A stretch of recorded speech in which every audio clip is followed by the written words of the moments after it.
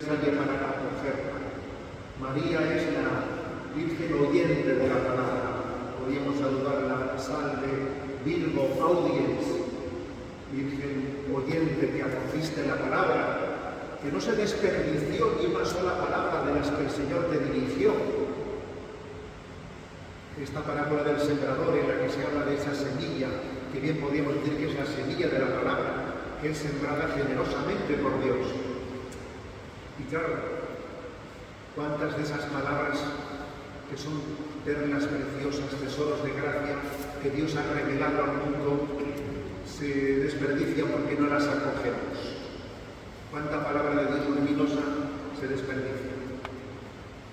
Hay algún padre de la Iglesia que pone la siguiente comparación.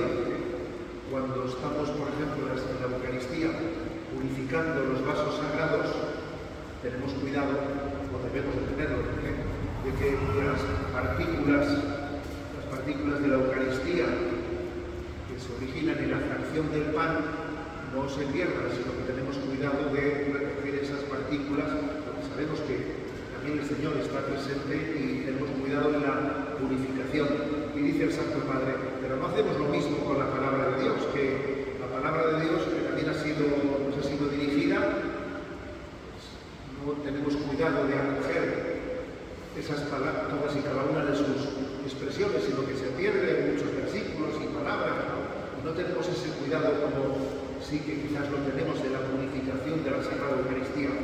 Una comparación interesante, que nos hace caer en cuenta que tenemos que invocar a María como aquella en la que no se desperdició la palabra que era predicada. Salve Virgo audiens. Y por ejemplo, pues en el Evangelio de San Lucas, por 2 veces aparece María meditando en su corazón todas las palabras que había oído. Se desperdiciaban en ella las palabras. Quizás en un primer momento necesitaría tiempo para interiorizarlas, para comprenderlas, pero se iban meditando en su corazón, meditándose en su corazón. Tenía esa capacidad contemplativa ante la palabra de Dios revelada. Bien, por ello invocamos a María, pidiéndole que seamos acogedores de esa semilla de la palabra. Y el Evangelio al mismo tiempo describe 3 situaciones de peligro en las que esa palabra de Dios se puede frustrar. Entonces, bueno, que uno diga, de esas 3 situaciones en las que la semilla se frustra, es bueno que las analice y vea si él también puede tener peligro en cada una de esas 3 situaciones reflejadas por la palabra. La primera es la de la semilla que cae al borde del camino. Todo el mundo entiende que al borde del camino la tierra está muy dura, casi eso más que tierra es como si fuese asfalto. Allí no hay una tierra que acoja la semilla que cae al borde del camino no encuentra acogida, y fácilmente vienen los pájaros y se lo llevan. Y esa primera imagen hace referencia al gran problema de que en nosotros no haya hambre y sed de Dios, que no acojamos la palabra, que me resbale, como se dice, que me resbale, que haya en mí indiferencia. Posiblemente sea el mayor enemigo mayor obstáculo que pudiéramos tener para coger la palabra de Dios, la indiferencia. Dios te habla y el hombre no valora que Dios le esté hablando. No diferencia la palabra de Dios de la palabra de los hombres. Dios que abre su corazón para revelarse y nosotros que nos aburrimos.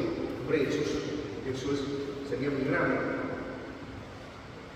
Por eso creo que en primer lugar tenemos que pedirle a la Virgen nuestra Madre, ella que acogió la palabra, que nos dé el don de tener hambre y sed de la palabra. Hambre y sed. No solo de pan vive el hombre, sino de toda palabra que sale de la boca de Dios. Hambre y sed de la palabra. Creo que sería bueno que cuando hablamos de la Sagrada Escritura, cuando se va a proclamar el Evangelio, pidamos ese don: Señor, dame hambre y sed de esta palabra. En segundo lugar, el segundo escenario en el que también la semilla se frustra es la de esa semilla que cae en terreno pedregoso. Sí, en un primer nivel hay tierra, pero es poco profunda. Enseguida viene la piedra y entonces lo que brota así aparentemente fácil, pero enseguida se angosta, porque no tiene raíces profundas, no puede tener perseverancia y constancia, ¿no? Entonces, pues, fácilmente entendemos que esta segunda imagen, este segundo peligro, se refiere al peligro de, sí, tener una primera apertura a lo que Dios le diga, pero una apertura que es más bien curiosa, de curiosidad, pero sin perseverancia, sin constancia. Y vemos precisamente en María que sus padres no entendían lo que Jesús les había dicho, pero ella guardaba estas cosas y las meditaba en su corazón. Es decir, en María se ve que hay constancia para aprender la palabra. Así de primeras muchas cosas no las entendemos. Escuché en una ocasión una imagen que me parece muy gráfica, ¿no?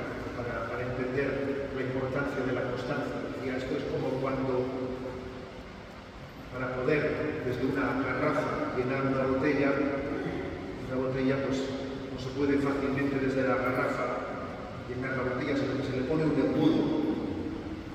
Y cuando se echa el agua en el embudo no entra directamente en la botella, sino que primero va dando vueltas y vueltas en el embudo para dar tiempo a que finalmente ese agua llegue a entrar dentro de la botella.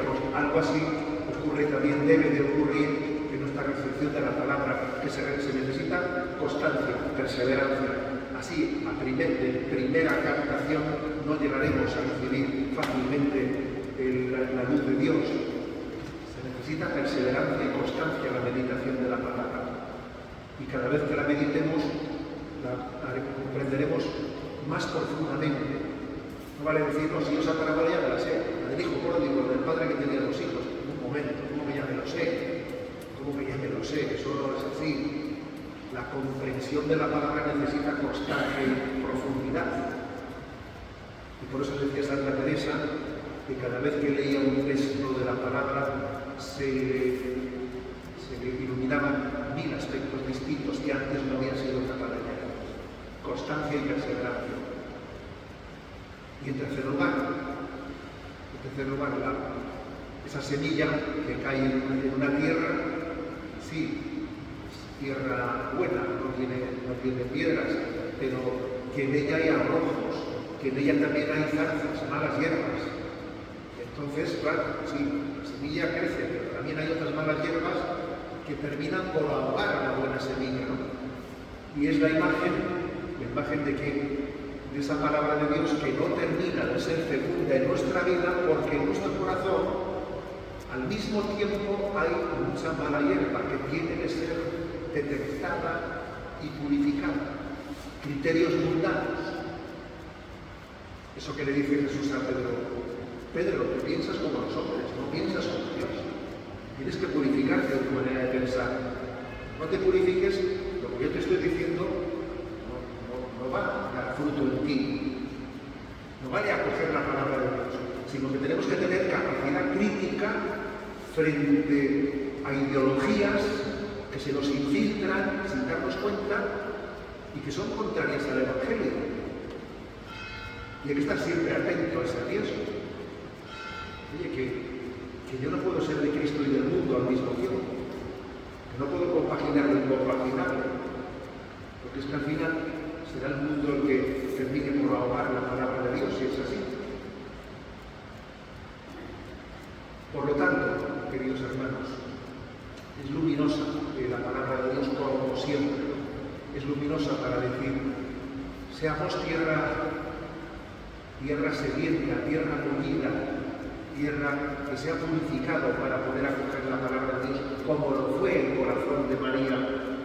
Y así entenderemos lo que dice la primera lectura del libro de Isaías. Como baja la lluvia y la nieve desde el cielo y no vuelve allá sino después de empapar la tierra, de fecundarla y hacerla germinar para que dé semilla al sembrador y pan al que come, así será mi palabra que sale de mi boca. No volverá a mí vacía, sino que cumplirá mi deseo y se llevará a cabo mi encargo. ¿Dónde ha acontecido esta profecía de Isaías? En María. En María ha acontecido esta profecía. La palabra de Dios descendió a ella, la fecundó, la hizo germinar y nos dio el pan de vida. Esa semilla acogida en el seno de María se hizo fecunda y nos dio el pan de vida, el mismo que hoy vamos a comulgar en esta Eucaristía.